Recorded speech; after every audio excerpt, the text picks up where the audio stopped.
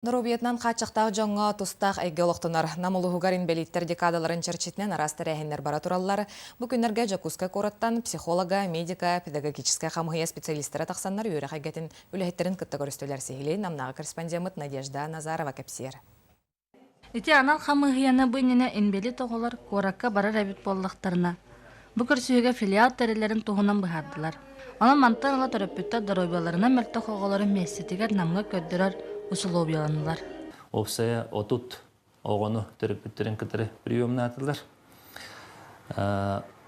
Бұл комиссия сылы соруға территориальный болбута үчүгая ден туқаны ди боллаққа олыбыра.